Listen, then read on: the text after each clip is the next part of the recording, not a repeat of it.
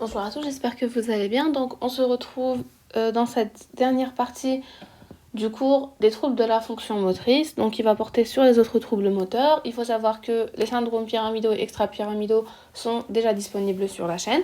Donc aujourd'hui on va faire les autres troubles moteurs. Donc il faut savoir déjà que on a 3 troubles moteurs, donc ça va aller vraiment très vite. On a les tremblements, les tics et les myoclonies. Donc on va voir chacun fait home, les types d'eau, les caractéristiques d'eau, etc. On va d'abord commencer par les tremblements. Déjà, ce qu'il faut savoir, c'est que les tremblements sont les plus fréquents des mouvements anormaux que l'on peut retrouver. Ils peuvent être physiologiques, c'est le sujet normal du coup, mais ils peuvent aussi être pathologiques et ils se voient la majorité du temps dans de nombreuses affections. Dejerine, qui est donc du coup un médecin, les a définis comme des oscillations rythmiques involontaires que décrit tout ou partie du corps autour de sa position d'équilibre. Donc, on a plusieurs types de tremblements, d'accord? Donc, principalement 4 types de tremblements. Le premier, c'est le tremblement de repos, le syndrome parkinsonien. Donc, la vidéo d'avant, le syndrome extra-pyramidaux.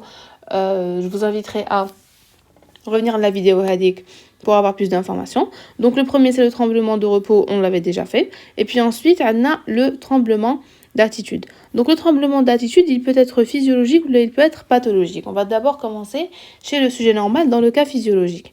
Le maintien d'une attitude, par exemple la main levée, comme quand vous tenez la main levée pendant longtemps, vous allez voir qu'en fait elle va commencer à trembler, d'accord? Donc par exemple, avec la position du serment, les bras tendus en avant et les doigts écartés fait apparaître le tremblement physiologique, essentiellement au niveau des mains qui marquent comme doka. Sa fréquence, elle varie avec l'âge.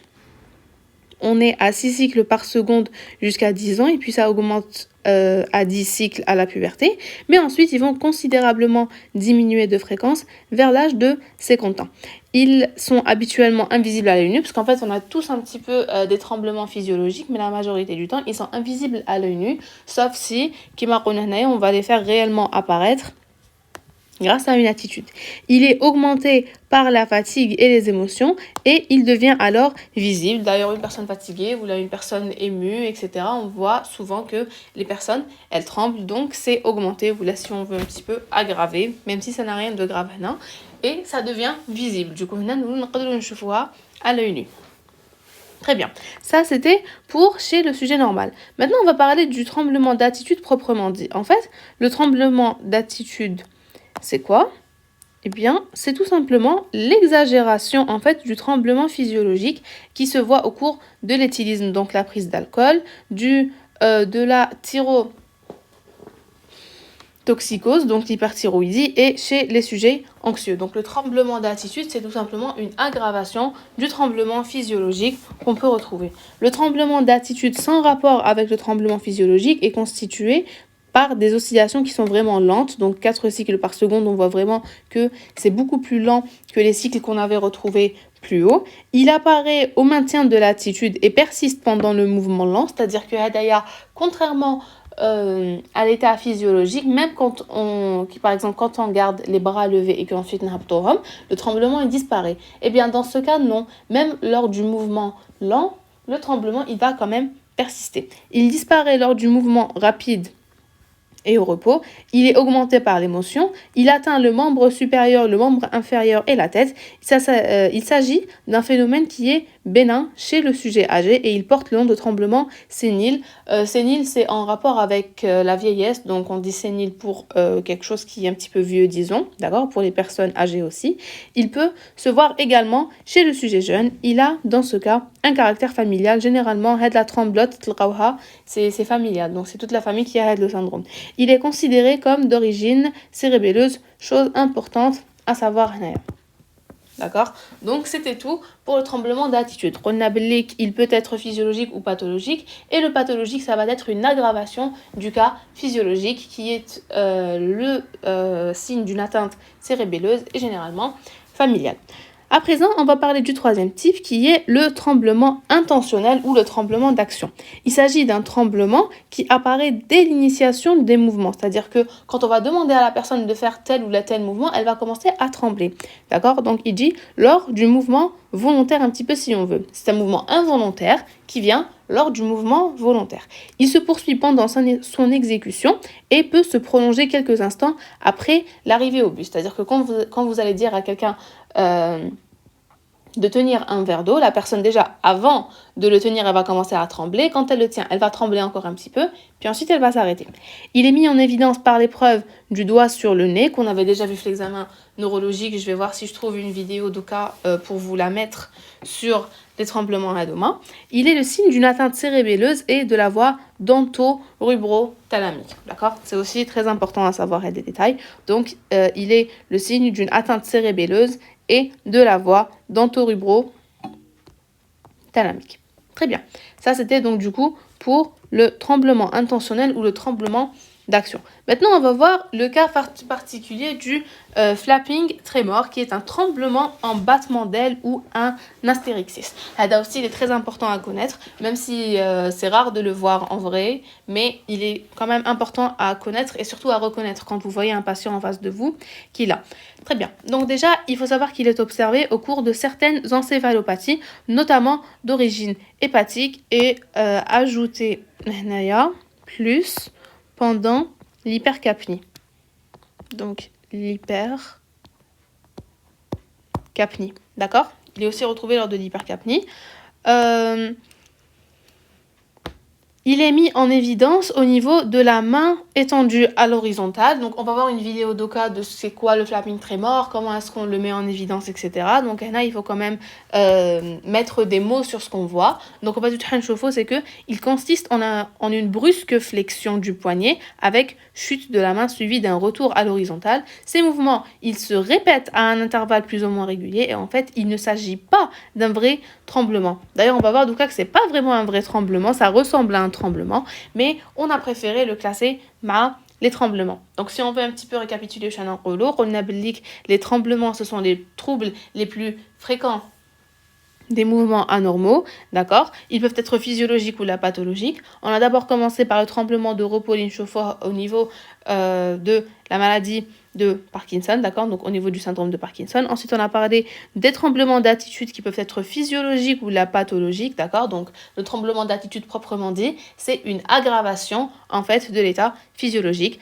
Le tremblement intentionnel d'action rhénablique, le plus important à retenir fait, c'est que il apparaît lors de l'initiation du mouvement et il est le signe d'une atteinte cérébelleuse de la voie dento-rubro-thalamique. Et enfin, le cas particulier du flapping tremor, les rhénabliques, en fait, c'est un battement d'aile qui se voit lors des encéphalopathies d'origine hépatique et lors de l'hypercapnie. On va voir tout de suite comment est-ce qu'il va être mis en évidence et qu'il n'est pas vraiment un tremblement. Donc, il s'observe dans le matière active. Donc, on voit à droite, donc encadré en bleu, là, ça va être un tremblement qui est physiologique, donc c'est normal. N'importe qui, quand il va lever la main, il va remarquer qu'il a des petits tremblements. Par contre, à gauche, donc encadré en rouge, on voit que c'est pathologique, d'accord? C'est une exagération, un petit peu si on veut. Même le bleu, on dirait une exagération, mais c'est vraiment très... c'est faible comparé à ce qu'on voit en rouge, d'accord? Donc ça va être ça, les tremblements d'attitude. À présent, on va voir un tremblement intentionnel ou autrement dit tremblement d'action. Donc, vous allez voir la vidéo. Demain, comment ça se passe? Ah, demain. Ah. D'accord. Bon, c'est difficile, mais ça marche quand même. Ouais. Et vous voulez bien essayer avec une seule main? Comme je suis droitière, voilà. Ouais. Pour traiter ces patients. Donc même après l'arrivée au but, le tremblement il va persister un petit peu. Donc il dit dès l'initiation au mouvement, il persiste durant le mouvement et il peut un petit peu durer même une fois que c'est fini. Donc maintenant on va voir le dernier qui est le flapping tremor. Donc regardez ce qui va se passer. And look for almost like a clonus type movement, an uncontrolled flapping tremor which may be symmetric in both hands or asymmetric. Donc vous avez vu que c'est comme un petit peu des battements d'ailes et que c'est pas vraiment un tremblement proprement dit, mais vu que ça ressemble, on le classe معهم. À présent, on va passer aux tics. Donc les tics, déjà, il faut savoir que ce sont des mouvements qui sont involontaires, comme tous les mouvements qu'on est en train de faire à présent, qui se répètent à intervalles variables sans motivation extérieure. C'est-à-dire que هيجوا وحدهم sans qu'ils aient besoin d'être stimulés. Habituellement, selon le même type chez un sujet donné, même variable d'un sujet à l'autre. Il ne s'accompagne ni de troubles du tonus, ni de troubles de la motricité. Le mouvement qui constitue le tic imite le mouvement volontaire. Il peut d'ailleurs être reproduit volontairement.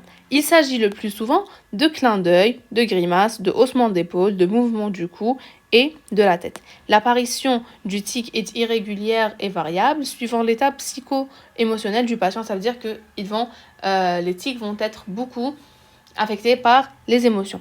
Il peut être suspendu par la volonté ou lors du détournement de l'attention par une activité absorbante. On peut arrêter le tic, donc le patient il peut arrêter le tic d'une manière volontaire ou là on va essayer un petit peu d'occuper le patient, d'accord, par une activité qui va donc du coup l'absorber un petit peu, donc une activité absorbante, d'accord, et il disparaît au cours du sommeil. La valeur sémiologique, donc pour est-ce qu'on va retrouver l'éthique, manifestation névrotique transitoire le plus souvent, et plus rarement il s'agit d'une séquelle d'encéphalite, pardon.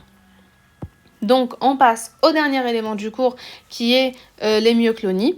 Donc, les myoclonies, ce sont des contractions musculaires qui sont brèves et involontaires, génératrices ou non d'un déplacement segmentaire. C'est-à-dire que la myoclonie, la contraction musculaire, elle peut déplacer le membre comme elle peut ne pas déplacer le membre. Donc, nous chauffons les différents types qu'il y a. Donc, selon Gasto, qui est aussi un médecin, les myoclonies peuvent être classées. Suivant l'étendue et la répartition des territoires musculaires intéressés et suivant la répartition dans le temps. D'accord ? Et aussi suivant les circonstances d'apparition. Donc, on va commencer par la première, suivant l'étendue et la répartition des territoires musculaires intéressés.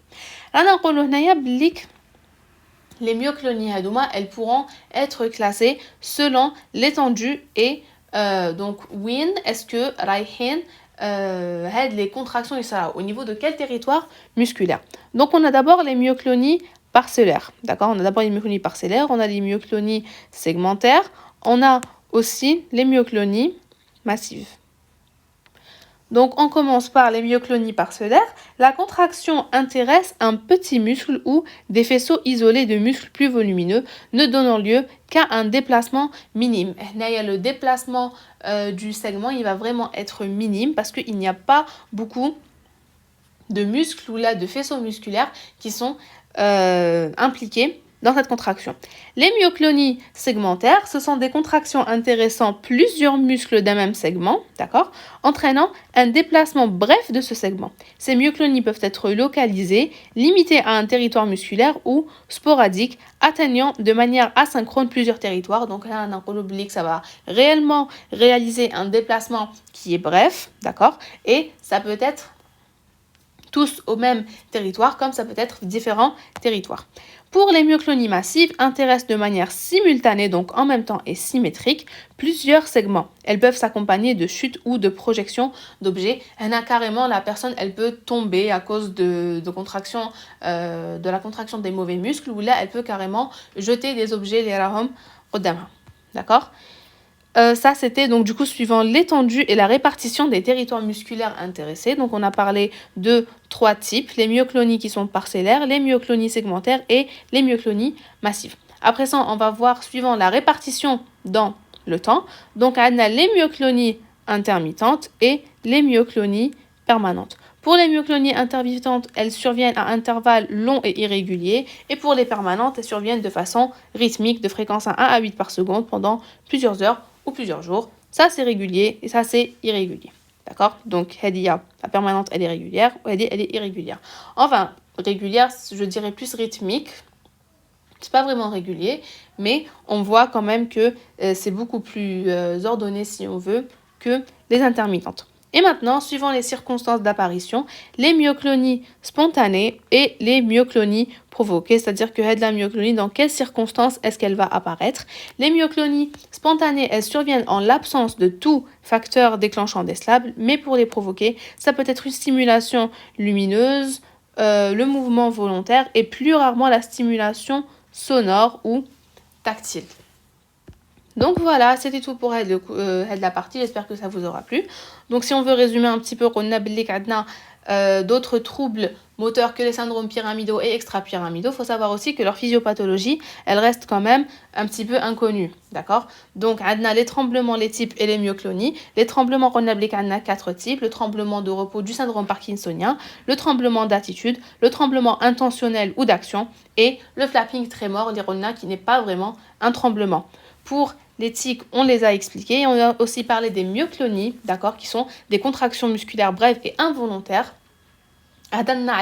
La classification TEHOM, donc elles sont classées suivant l'étendue et la répartition des territoires musculaires qui vont se contracter. On retrouvera les myoclonies parcellaires, segmentaires et massives. Suivant la répartition dans le temps, on aura les myoclonies intermittentes et les myoclonies permanentes. Et suivant les circonstances d'apparition, on aura les myoclonies spontanées et les myoclonies provoquées. Voilà, si vous avez n'importe quelle question, n'hésitez pas à nous la mettre en commentaire. Bon courage à tous!